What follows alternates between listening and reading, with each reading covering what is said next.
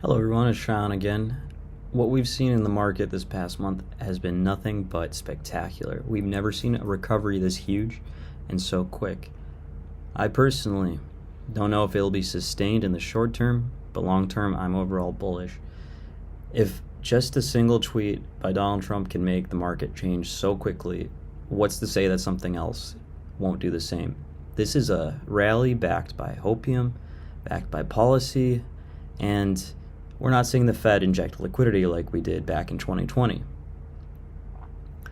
So it is hard to say if it will be sustained or not. However, there are many factors that do point to a sustained rally.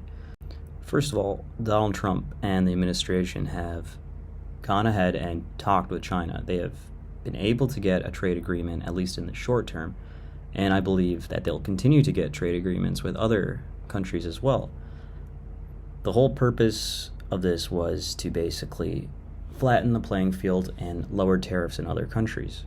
But there might be more to it. And in a way, it's kind of made a lot of currencies risky. And we've seen that in the bond market. The bonds of many countries have skyrocketed by lots and lots of percent. The US 30-year yield is almost at 5%. So what does that exactly mean? It could mean a couple things. First of all, the expectation that rates are going to go up. I think it's not true, as we've seen the money supply of the entire world is going up. The M2 money supply of lots of countries are exploding. The Fed hasn't decided to do that, mainly because the labor market has been so good. That also points to another reason why rates could be skyrocketing. It could be because, well, unemployment is low and wages are rising, giving inflation or a stagflationary environment. That is what a lot of economists are afraid of right now. Another reason could be because of other countries selling our debt. Our debt is the best debt that you could have. Basically, it's one of the only countries, the only currencies, that can absorb huge amounts of volume and huge amounts of liquidity. A company from China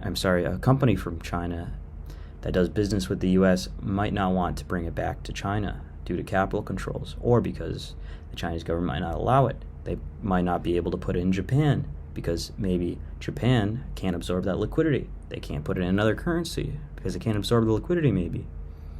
The US has been the greatest place to park your extra cash.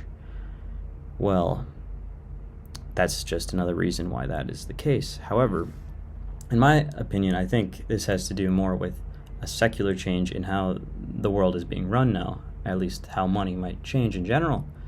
I've always been a firm Bitcoin believer, but I think in general, if all rates are going up, this might just mean that fiat currency in general is becoming risky, and the policies around it have become so unclear that people just don't even want to hold them as much anymore.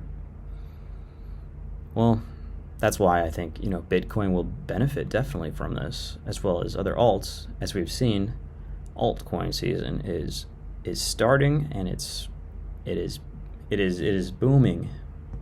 I personally like to invest in companies that surround, or at least are the infrastructure around, the crypto economy. So besides Bitcoin, I'm still holding on to my Robinhood position.